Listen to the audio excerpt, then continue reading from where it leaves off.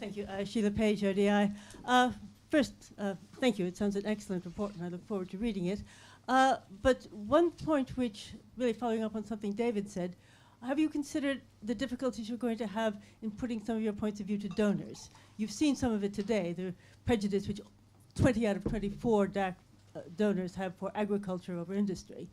But on the industry, have you looked at the recent UNIDO initiative on inclusive and sustainable industrial development? Because they give a very special role to industry in development, not just for transformation and for employment, but for improving labor conditions. And they argue very strongly for some institutional changes in that. And I wondered if you looked at that and whether that corresponds to anything that you're doing. I think perhaps, particularly in the country that abolished the corn laws, it's slightly odd to assume that every country has to be based on its own staple agriculture. But so I really would put more emphasis on having your next papers on something to do with how industry can be used. But related to that, a question which I'm also going to be putting to you, Nido, what about services? You have one slide there which you hardly mentioned on tourism. Do you think that it doesn't have the same technological upgrading effects as industry, or do you think that it does? Can we use it in the same way that people argued in the past, could be, Sanjay Lal, for example, could be used? Can it have the same special role in development that industry has, or not? And just finally, thank you for emphasizing risk.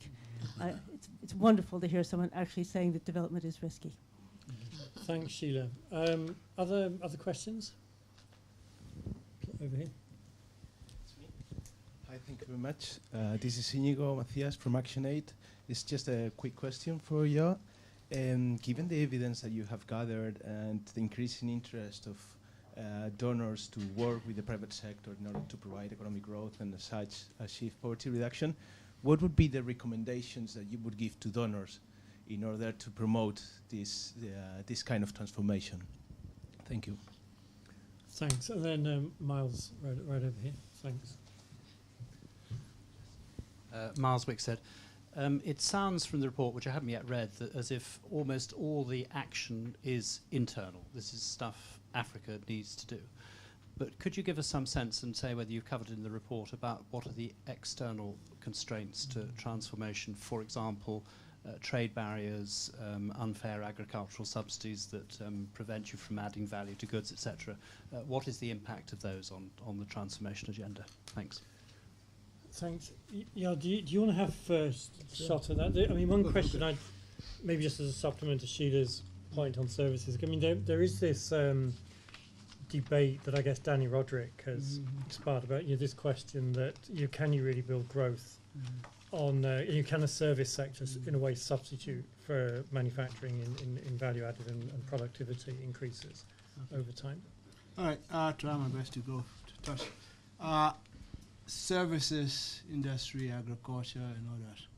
Actually, about 3-4 weeks ago, I was in a seminar with Danny Roderick, who was rather pessimistic about the extent of the scope for industrialization in developing countries. And I disagree with him, and we had a vigorous debate. I think the scope, the prospect is much brighter than he likes to suggest. In our definition of transformation, we are very careful. I mean, there's this old definition of structural transformation that means you move from agriculture to industry, the Chinri Serquin type.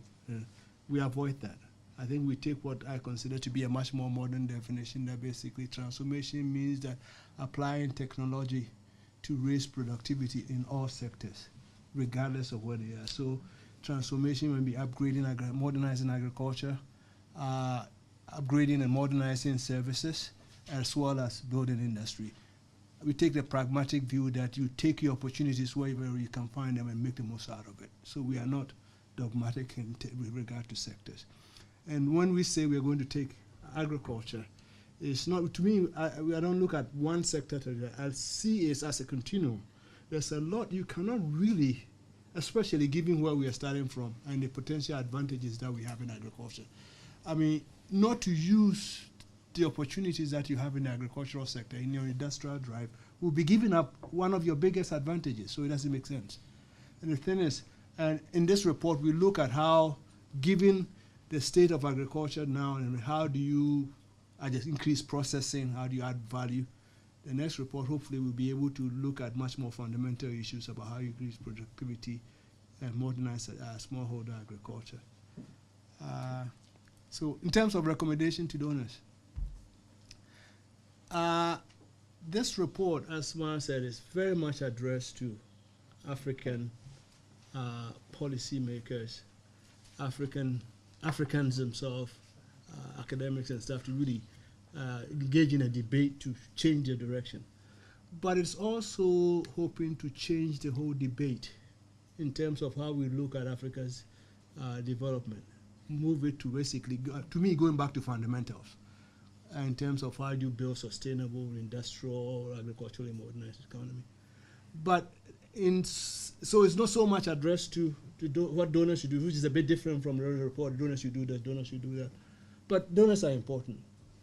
And we do in chapter 3 really take in terms of how you modernize trade preferences and stuff like that, so that it will become much more development oriented. Your EPAs or AGOAs and things like that. Your question, for instance, in I think chapter 2, and also yours in terms of financial sector. I mean, the report, we list about 10 things that we think are fundamental, and again we say they're not exhaustive, but we only tackle about 3 of them in this report. Financial sector and savings, generating domestic savings, one of those things that we talk about in 10 fundamental drivers, but it's not treated in this report in the chapter. But we do have a box on basically the role of development banks in economic transformation, where we really suggest, well, we had what we call a 9-point agenda for really transforming to make these really effective agents of financing transformation. And there we also point out how donors may look at how they approach private sector development through this, which I think could be also help. I think I can take other more questions, but I'll let others answer. Is there anybody on the panel who wants to respond to any of that first batch of questions? I mean, David, there was a specific point that Sheila raised on agriculture. I don't know if you want to respond to that. I don't know enough about the industry-agriculture relationship in the economic history of Britain to be able to dispute what the Corn Law argument, but I'm sure she's not right. We can discuss that. We only have, we're also a think and do tank here. So we only have evidence-based arguments, so you have to continue that over coffee after. No, well, I mean, in terms of sectors, I mean, I think it is, so it's a range of sectors that is important, and it's, so you need to think about productivity change across. And it's, when we look at economic transformation as a definition, the fundamental issue behind economic transformation is productivity change, and this can happen within firms, between firms in a sector, and across sectors. And we know that manufacturing and services tends to be more productive than agriculture, but it doesn't mean that there's no role for agriculture. So there's also a role for making productivity changes within agriculture, which is fundamental. But that comes back to, I suppose, thinking you've got your vertical policies and your horizontal enablers. The horizontal enablers happen across sectors. So a good financial sector helps all sectors. It can help in a sense, and then there might be some vertical sectors. We do actually have a major agricultural authority in the room, in Steve Wiggins. Steve, do you want to comment on this debate at all, or on the agricultural transformation? Yeah. Just to throw in the empirical thing, is that debate has become quite conflictive over the last few years. But we just had a look at the rather dodgy statistics that you've got on changes on productivity in Africa compared to some Asian comparators. And what you see there is you see that agriculture is not stagnant on its productivity in Africa, but it's not at the same rates as Asia. So it's one of those things where you say you don't end up with a polarized argument where you can start shouting at somebody in the other camp. There's work to be done, There's no reason to be so pessimistic about agriculture because agriculture is moving in the right direction. But there is that big question of how do you get it up to the next level? Thanks, Steve. So let's take another round of questions. So I'm making you work harder. Oh, it's good exercise. Yeah. Right. Hello, Richard Gilbert from Business Action for Africa. I was wondering to what extent you consider the impact of regional integration and trade in your report and what messages you've included in the report to policymakers on that subject. Richard, thank you. And then there's one right over in the other corner again. I really apologise. It's not deliberate on my part. Marie-Agnès Jean-Jean. Working? Okay, ODI. I just would like to... I've seen that paper recently that made me think that some things that Sheila Page talked about were even getting more important now, which is that paper looking at comparing Brazil and Nigeria in food processing. Apparently, usually people say that small firms are not reproductive, big firms have higher productivity. In Africa, apparently, small firms can be in agro-processing in Nigeria be very productive compared to very big firms. And they try to identify why this exists in Africa. We don't have the same pattern. Apparently, they only identify that 40% of the difference in size in firms in productivity comes from usual business environment issues, firm issues. So 60% is not explained. So I think it relates to, there's 2 points that I think we should look at and I'm wondering about, which are those services in value chains. Where are the bottlenecks? Maybe there's political economy issues that we should look more at. And for example, World Bank is looking more at those issues. And maybe there are other issues like competition that we need to look at, looking at trade issues, looking at regional integration, and maybe some more policies at the regional level that will allow to get rid of those bottlenecks and more looking at value chains and services and logistic issues that might be interesting to look at. Thank you. Let's just say one last short one here at the back. Thank you. It's natural to be tougher on your own. Who you are? Sorry. Yes, Stuart Tibbs, economic advisor in DFID. Yes, several of you are from Ghana, and it's kind of quite natural to be tougher on your own sometimes. You presented Ghana as, I think quite reasonably, as a case study in non-transformation over the last 10 or 15 years. As we've had a shift of labour out of the agricultural sector, it's gone into predominantly sort of low-value, non-tradable services, and we've seen a growth in recurrent spending, kind of leading towards a potential external and internal debt crisis. What I'm interested in is if you could outline how you do or how you would like to engage government of Ghana or another country on economic transformation, which parts of government, which parts of the private sector, and how. Johan KY, if you want to... Yeah, let me come in a couple of issues. Regional integration, and also, Myers, to go back to your point of the agenda for donors or development partners. Of course, very soon we'll be celebrating 10 years of the Commission for Africa. The narrative has changed a lot in Africa since we talked about the role of aid. But I think some of those issues are still very important. To me, if I were to say what's a call to action in this report, which we don't systematically lay it out, but it's implied in there. And I think, to me, the trade issues are still very important. I mean, for many African countries, access to markets. We talked a lot about exports as a driver, but there are still a lot of constraints to the typical, because the whole Doha agenda, the fact that it didn't go anywhere, to me, is a setback for Africa. And people don't talk much about it as they, we've all given up more or less on that. But I think there are some fundamental issues there. Rules of origin. Tariff escalation, all those preferences, the confusion between the everything but arms to the AGOA, how do you rationalize all these issues? We are moving now into all these major blocks of trade, and what does it mean for Africa and the small countries. So I think there are still issues over there, although we don't systematically address them in the report, but they are important. On the aid issue, you recall it was about doubling aid to Africa, right? That was a position, using aid more effectively. We don't talk too much about those issues now, but they are still relevant to many countries in Africa. So, but now it's been more complicated by the new global partnership agenda, rise of China, South-South cooperation. So some of the post-2015 agenda issues and how you bring in the transformation agenda in the context of discussion. So I'll put that also as a key issue. Then on the issue of regional integration, you know, I spent so many years in my in my previous life talking about regional integration, assessing regional integration, dialoguing with African leaders on the department.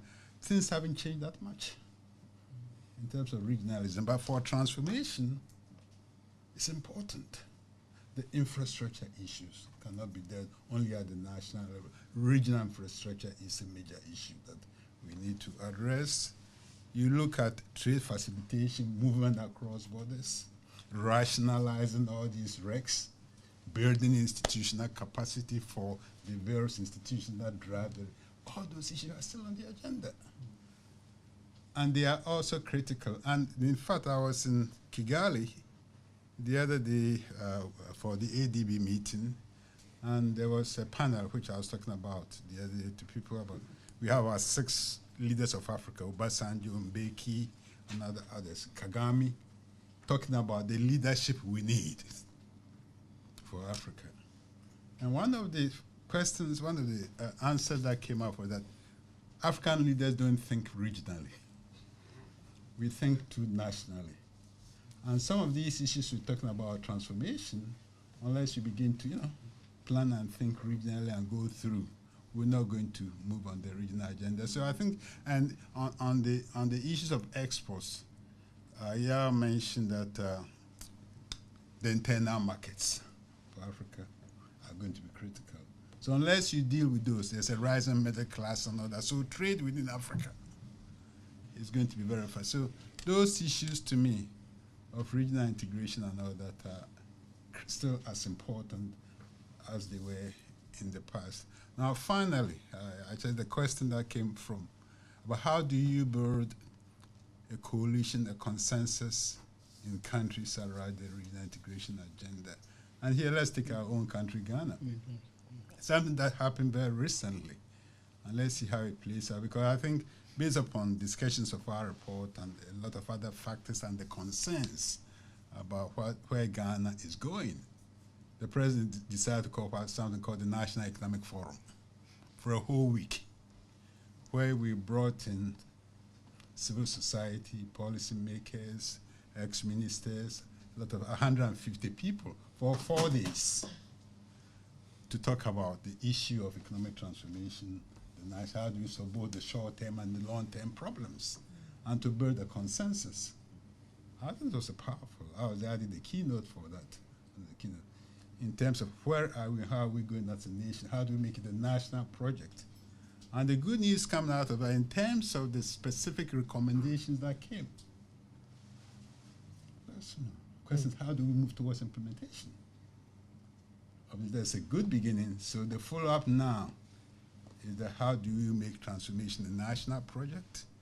How do you bring people and the polarization of society around a common agenda? Just like you said, people in Mauritius said, hey, we have to have a long-term agenda and we need to build a robot. So until we get to that point, and it's become very, very difficult in the multi-party environment that we face.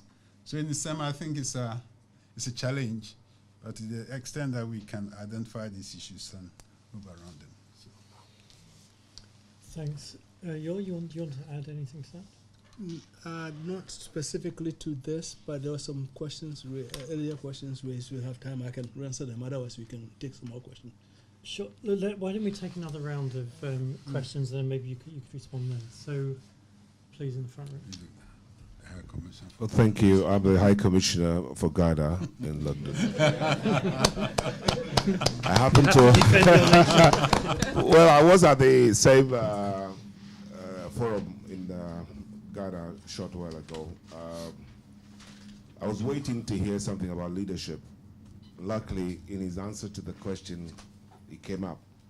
And it has to do with who implements all the beautiful policies and ideas, whether the person has the conviction and the competence and then maybe the commitment to tackle it and the political will to make it happen. I mean, all those things he's mentioned are beautiful, but I've always had my worries about leadership and ability to implement and tackle some of the impediments that leadership will come up as they try to implement. And then also the people, to take the people along with them in implementing those good policies. So in the presentation that was made about the book, I didn't hear much emphasis on the leadership as the main implementer of the good ideas. But it's good that you came up, whilst you were answering that question. That's what I wanted to say. Okay, thank you. So, question on leadership for to reflect on. One at the back here. I'm Sam Barker from the church-based NGO Tier Fund. I guess the exciting things about the report are sustained economic development and sort of pro-poor, I guess, elements of that. The third leg of that stool, I think, is engagement with the environment. And what does the panel think are the responsibilities on this transformation agenda to engage with impacts on the environment and potentially the impacts of the environment, particularly in terms of land degradation, water, migration, those sorts of issues. So the broad climate agenda on the possibility of transformation. Thank you. And one over here.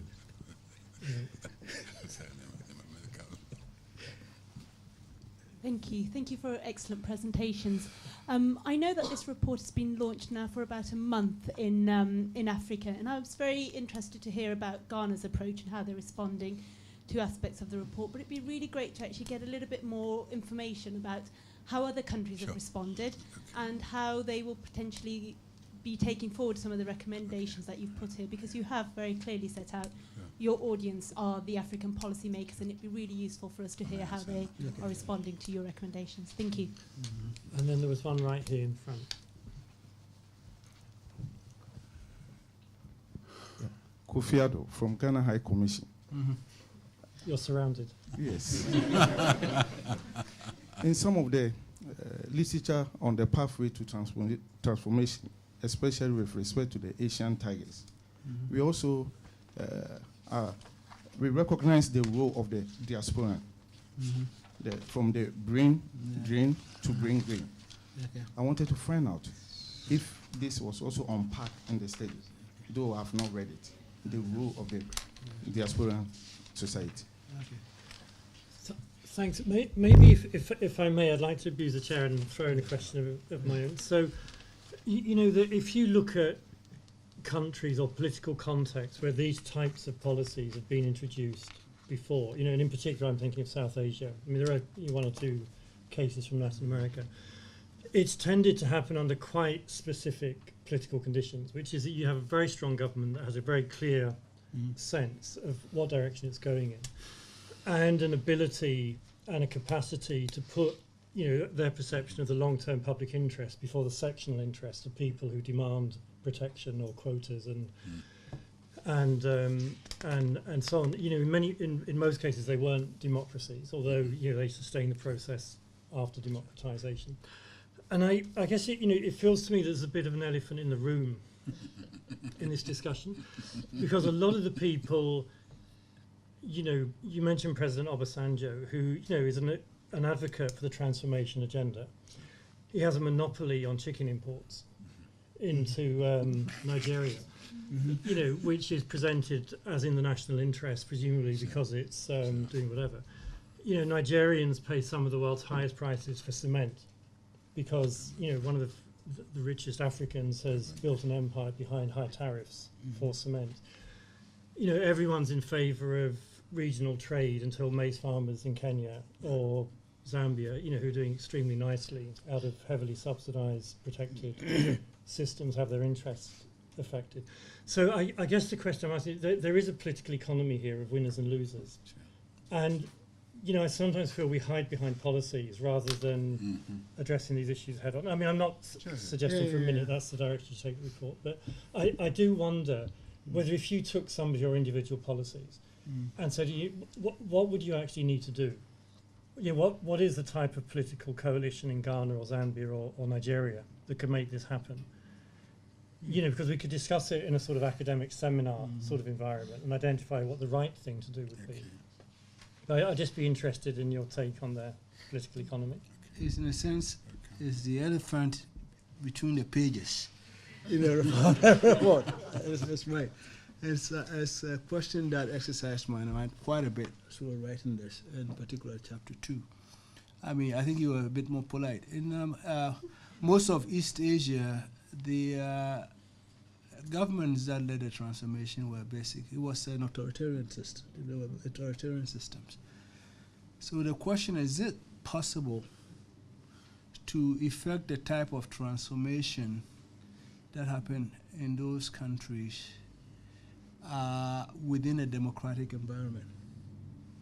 I mean, I, as a Ghanaian, I've lived on the dictatorships and I've lived on a democracy now, and I have no intention or any wish to go back to the dictatorship. But I would very much also would like to have my democracy also blended with a much more serious approach to economic policy, which we seem to be suffering on our democratic thing. Really don't have to understand. One example that interests me that could be, it's a class of example. Ireland in the mid-60s, the Tagelhart Accord between the two main political parties and Labour, that formed the foundations for the so-called Celtic miracle. And then there's also variations of that in the Scandinavian countries that seem to have managed to be able to, and a little bit of that even in Germany. And so that is probably worth looking at in addition to the East Asian one, because we would like to keep our democracies. But how you bring the different political forces together to get a consensus. I think the Irish example and some of the examples in Northern Europe would be Finland and others, so it could be something that we in Africa need to also pay a lot more attention to. Diaspora, and again, development and transformation is such a broad issue, we had to make choices. So we don't claim the report, and I think we make explicit. We don't try to cover everything. But even if you, I think there's a box, 2 boxes, on the role of the diaspora in South Korea in forming KIST, which is now a world-leading research center that's really powered a lot of their transformation and industrialization efforts, and also even Samsung, in the electronics. And also what Taiwan did in the Hinshu National Park and the other the Taiwan other factories, and were basically attracted the best of their diaspora, gave them the right incentives, and we provide the type of things that we did that could be a way that people could look at, modify it to their own. And in fact, I have visited KIST in the process of doing this report and talked to them, and I've seen what they could do. You mentioned a lot of things very quickly on skills.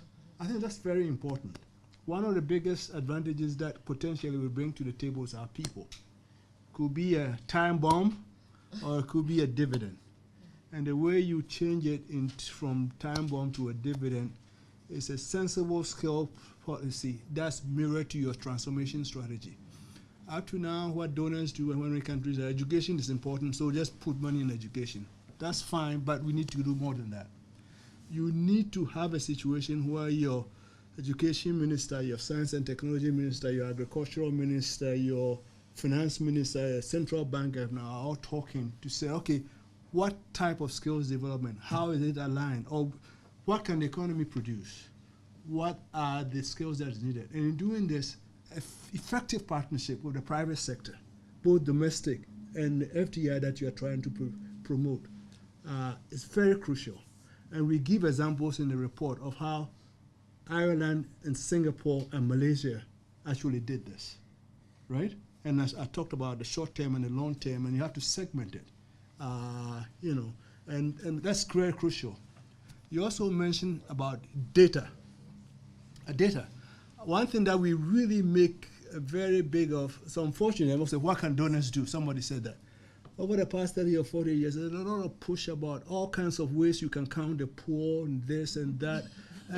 But there's nobody paying attention to how actually you get at basic fundamental economic statistics. Many African leaders are talking about, we are transforming, we want to do this. They don't take industrial census. There's no agricultural census. There's no employment data. We're just talking, just stick your hands in the air and just talk. There's no data, right?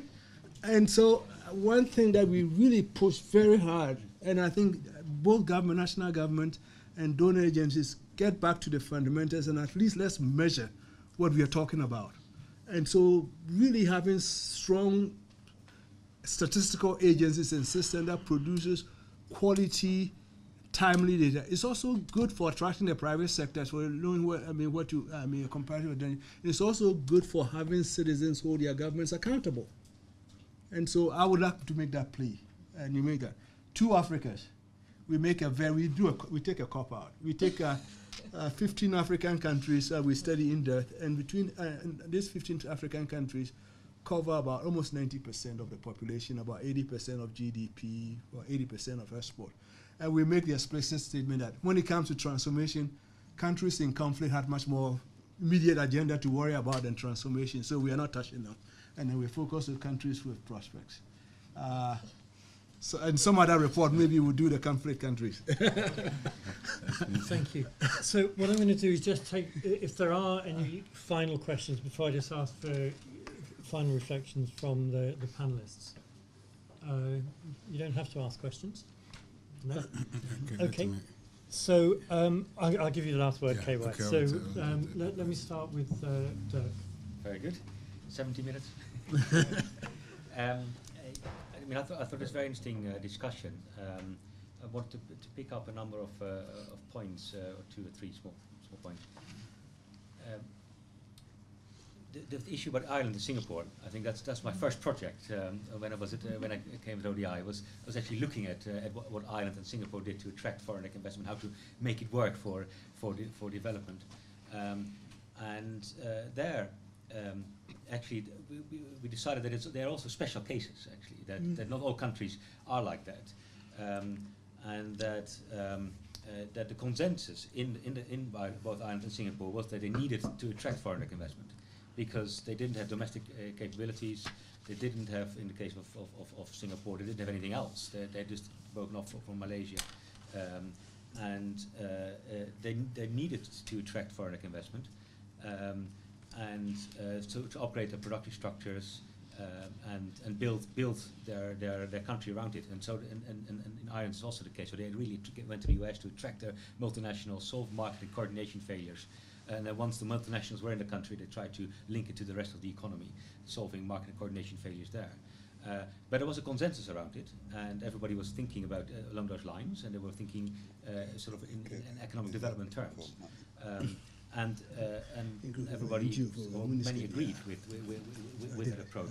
Now, there are indeed some countries, I'm from the Netherlands, where you also have this model of working together between employers, employees, and government, sort of a consensus building, a consensus seeking model.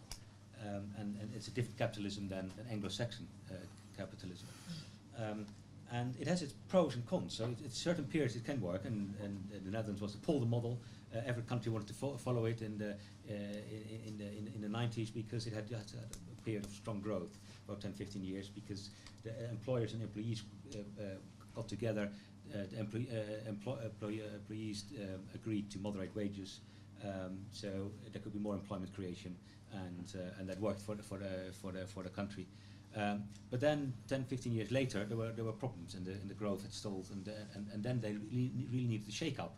And a consensus seeking model, that shake up wasn't able to wasn't very easy to achieve, and so it was a bit stalling. So there are pros and cons. And that leads me to a question actually: is what are the mechanisms to thinking about forming new consensus on issues? So in the case of Mauritius, you had this joint economic council that tried to bring parties together, and that works. And it is transparent. There's good capacity within the government. There's good capacity within the private sector. There's a forum that brings them together, and there wasn't much collusive behaviour. But in other countries, that isn't the case. So then the question is, what are the mechanisms towards finding this consensus that you talked about, KY? What can we do? And can we measure it? Can we make an index of that? It would be quite interesting. We actually try to do this, but it's basically thinking through. I mean, the meeting that you just talked about, KY. I mean, does that help? What other mechanisms need to be put in place? And I think in practical terms, and I think that's something that could be a useful follow-up on this report. And if you think through the next steps. Thanks very much, David. Yeah, on the same lines, I mean, I'd like to second very much what Joel said about this political elephant in the room. I mean, actually, if you look closely at the Asian success stories, it's not the case that they were all authoritarian, and that they had different sorts of political system. The common factor is at another sort of level, and it's got to do with whether there is some sort of political settlement which gives all of the major ethnic groups and regions a sort of stake in the state, and whether there is either in the form of a dominant party or some sort of agreement among parties, an element of power sharing which takes the heat out of electoral politics. I mean, I think that aspect of the Irish experience would definitely be worth looking at more closely. And that takes me to this question of this missing leadership factor, which various former presidents were complaining about at this meeting in Kigali recently. I mean, usually that's taken to be about sort of personal qualities, personal honesty, dedication, and so forth. But actually, the thing that's really missing is the kind of political entrepreneurship which builds these new kinds of political structures, either new parties, proper political parties, not personal vehicles, or a means of coordinating across political parties. That's the thing that's really missing, and that's what the new generation of politicians should be aspiring to, I think. Thanks very much, David. Tony? Yeah, no, it's very similar comments, really. It's the, you're thinking, we've got this sort of analytical framework and an evidence base, but it's what you do about it tomorrow. So, you're a think, do, tank. The do bit is extremely difficult, verging on impossible. So what do you actually do about it? And I think the political economy is the struggle. So as with all things, we have, technical analysis, it's rational, there's an evidence base, but then we think about Nigeria or DRC or Uganda, and then you think, okay, what will the government, what will the private sector do, what will those who are trying to support transformation do tomorrow that's practical and makes a difference to the lives of people in those countries? And I think for me, quite a bit of it, and we're doing a lot more of this in DFID, and David, you've helped, and others as well, but is to look at some of the reforms and do quite rigorous political economy analysis and understand who wins from a reform and who loses. Because if you look at Nigeria, everything that exists there is organised and highly developed. It's not chaos. It's not badly run. It's just run by certain people to loot, the resources in Nigeria. And it's run very well to do that. So I remember sitting, with a minister, newly appointed, and he gets a phone call, and he shows me his BlackBerry, and the name on there is a very rich business person who has a deep concern about the trade tariffs and how they're set, because it will impact on monopoly industries in that country. So that's reality all the politicians face, and these big men fund the politics, and it's recycled, the monopolies, the licenses, all of these things.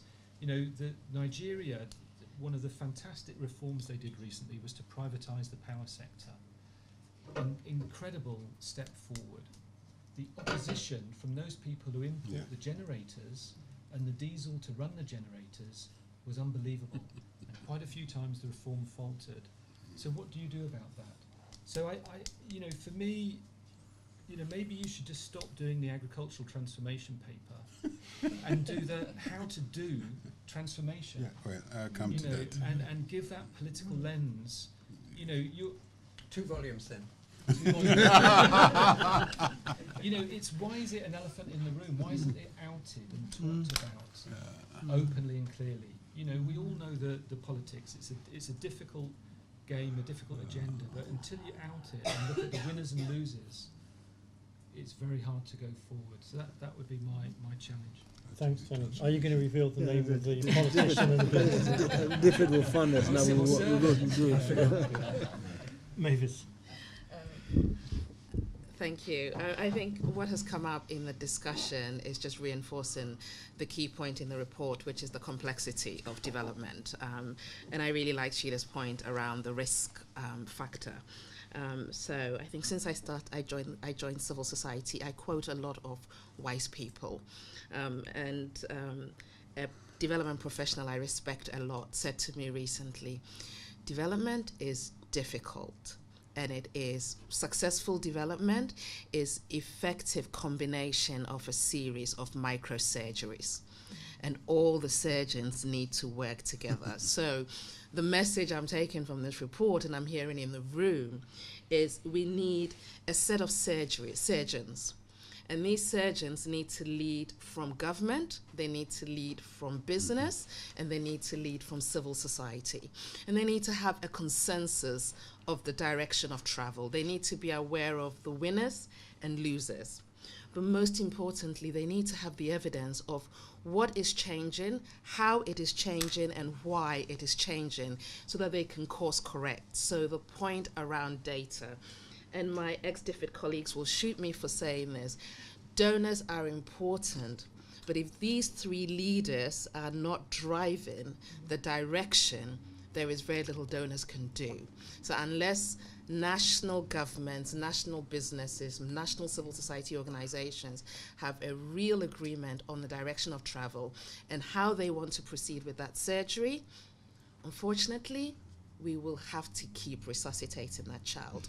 Is this being recorded? It's not very appropriate for Save the Children or resuscitating the country, and that would be, that won't lead to the transformation that I think we are all very hungry and desperate to see in Africa. Thanks, Mavis. Just so you know, you have been recorded, and the press release is being drafted as we speak. So, Jon Kebai, I want to give you the last word. Jon, maybe there's actually one. I should have said right at the beginning, we do have an online audience as well, and there's one particularly tough question which I'm going to give to Yor, which is from somebody working in the metals and mining sector in South Africa, making the point that South Africa is virtually the only country in the region that has a developed steel industry. What the question is, why and how can that be changed? Which I guess is pretty central to the transformation agenda. You know, if you don't have a steel industry, it's hard to transform. You want to take that?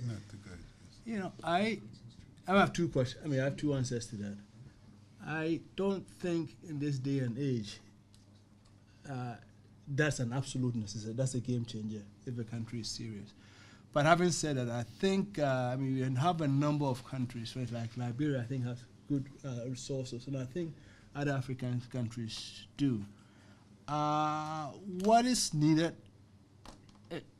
right now, practically, we don't have, most countries are not seriously pursuing a type of transformation agenda that will make the exploitation and use of the iron ore for steel economical. So once you get them really focused on transformation, then these issues become germane. Also, I think this is also where regional integration comes in, because, you know, there's something called the minimum efficient scale of plants. that you cannot, I mean, Nigeria tried to build this Ajaokuta steel mill that really went nowhere, right? I mean, may have had a lot of other difficulties, but probably one was also the scale of the plant. And with regional integration and good market, not only do you have a good market, and you also have the countries become attractive as location sites for multinationals and stuff like that, and therefore big, large plants that supplies the region or sub-regions become important. That would be my contribution. Thank you. KY, can we give you the last word? Let me give my last word by responding to a very important question. What is the response of African governments to this report? And where do we go? I think in terms of also some of a couple of panels have said. And I think your point about making transformation happen as the next agenda, I think it's very important. Because as a think and do tank and having prepared all this, so that's the issue we are actually discussing right now. In terms of how do we align our whole strategy as assets and institutional structures to help promote this report. And my good friend Vinnie Smith is here, who's been working with us on that agenda. It's an asset agenda, but it's an African agenda. Now, in terms of the response so far, I mean, we had this discussion in South Africa, and it was just wonderful, where policymakers and the South African press really picked up on some of these issues. What does this mean for South Africa? What does it mean for ANC? Has the ANC in its own policies over the last 20 or 15 years or whatever managed to move on this? And this is the agenda that we need. So from South Africa, it was loud and clear in that sense. Ghana, we launched a report, we had this forum, and I think it's already set at a major debate in the country in terms of the direction of policies and all that. So in that sense, now for us, the next step now is to take this report. I mean, all the discussions now have been mostly in, we also went to a National Economic Forum or Transformation Agenda in Liberia, where I made a presentation, and the president had about 200 people. And they want us to go back now and help them look at their transformation agenda, which they have been implementing for the. So that, but for us, we, as part of going forward, we want to identify about 10 countries over the next few years where we have. And so there's going to be a lot of country-level discussions. Every country is different. What does it mean? And we have some ideas as to how to involve civil society, governments, and all that. But to translate this into country strategy and plans, focus on some specific issues. So we have that in mind. Obviously, we are a small institution, and our major constraint are resources as to how much we can do. And there are times I say, oh my God, we've bitten off more than we can chew. It's important, but we also be able to do it in terms of if we can deal with our capacity and resource constraints in particular. So that's what we're working on. Now, let me, in terms of the political economy, how you move forward, given the complexity of all these things. I think the first thing is to agree that based upon this, we need a long term. You need to plan ahead. And the transformation can't happen otherwise. So we need to get that story across and get civil society, governments, and everybody to do. There's the issue of coordination, the issue of being consistent. So if we can get policymakers and others to understand those fundamental issues and bring in the private sector and all that. And I think, even in the multi-party environment and the vibrancy and all that, I mean, take our own country again, because we're all Ghanaian here. So I think we can speak eloquently about. I wonder whether, and we have the High Commissioner here. We have this gentleman who used to be the Minister of Foreign Affairs in the previous government. So we have continuity, right? How do we, in this room, how do we take it an agenda and get all the parties to run around this? And the challenge I would like to do, we have this phenomenon in Ghana, and I think it's the same in many African countries, but right after every election, people started running for the other election. So you have a 4-year cycle. You come in after year 1, it's getting ready. Can we make transformation the business for party manifestos? And say each party, because in your manifesto you address some of these fundamental issues and all that. So there are all sorts of things that we need to do. unless we raise it to that level and get policymakers and people to focus, this is the ball game in town. How do we play that game? So to me, these are some political economics. I do not have the answer, but let's face the basic facts. Let's be the basic principles. So thank you very much. That's what I wanted to say. Thanks, Kevin. So look, just let me, I'd just like to end by thanking all of the panellists, Mavis, Tony, David, and Dirk. As Dirk said right at the beginning, actually, transformation is one of our priorities in ODI. So, I very much hope this is an agenda we'll be able to work together on. Above all, I want to say thank you to KY, to yourself, and to you for not just a fantastic presentation, but for the report. Because I think this is a report that is it'll be transformative in its own way in terms of the debate. I sort of feel that this is the end of one global tour that you've just finished. So now we sort of sent you back asking you to do 2 reports. but I think that's a reflection of how much we appreciate what you've done and the importance we attach to it. So thank you to both of you, and we'll see you next year.